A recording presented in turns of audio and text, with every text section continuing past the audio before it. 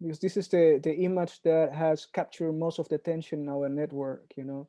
So what do we mean with the women and the water and the shark in front? And I think it captures the essence of what we would like to communicate with our network. And it's related to what we have experienced in the last year. You know, for many people in business, as at least, you know, which is for you know, our innovation hub is you know, dedicated to stimulate people to be creative and, you know, develop businesses that have social impact. And for people Hmm. working in social entrepreneurship is challenging, you know, normally to deploy technology or social solutions. Working with sustainable development goals in general is challenging. And now Hmm. with the COVID-19 pandemic, the concern and, you know, increased. And not only for them but for everybody all around the world. You have like economies being disrupted and families and jobs, and everybody's, you know, feeling the heat and the impact. So but there is an emotional component of that. We have learned from our network that leaders trying to adapt themselves to the challenges that we have today, all of this complexity, ambiguity, um, have suffered a great deal of pressure. And you know, we see an increasing number of mental health issues in team members and in leadership, lack of clarity and creativity. People feel stuck and they don't know what to do, where to do the next step, and so on. um, and it goes on all levels, from self-employed to big corporate.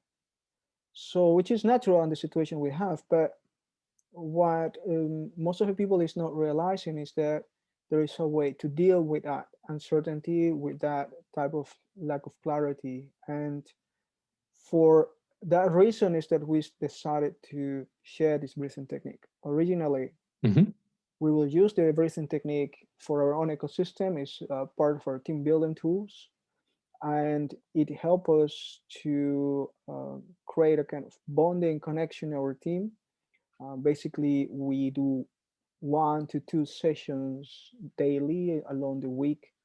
Not all team members all the time, but a few of them, the ones that are able to join. And 15 minutes, you know, 9 minutes, 15 minutes breathing. And at the moment, we are doing once in a week, like 40 minutes long breathing practice, you know, because they're already advanced in the technique. Um, and the result has been fantastic because it created the structure we needed.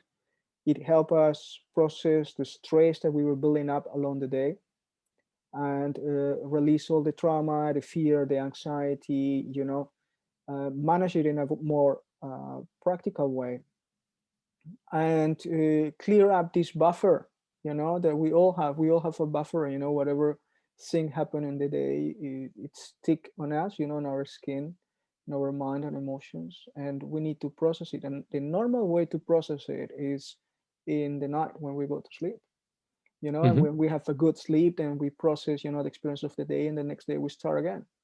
But when we have a high level of stress and anxiety, and there's many days in a row, and for people have been in lockdown intensively, you know, all of this pressure and uncomfortable feelings, you know, um, so it's a lot more difficult. And then what happened is that the emotions, the perception of the situation that we face, you know, that we have in front of us, and that's the image of the shark, you know, what we think it's in front of us that is probably not clear.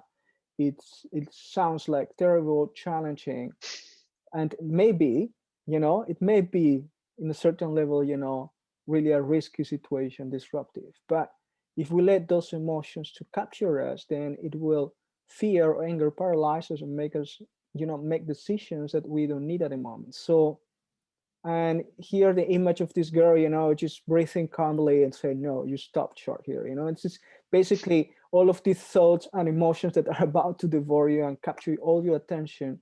We can say for a moment, you know, stop. We just get quiet, clear the emotions, see clear the situation, and just keep moving forward.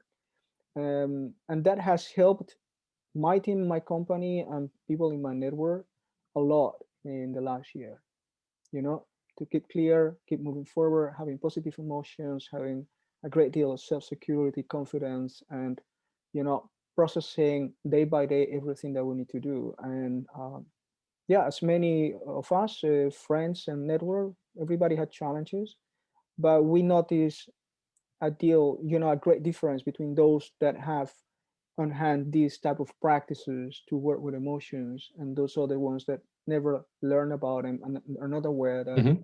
working with emotions is a technical thing. Working with the mind is a technical thing.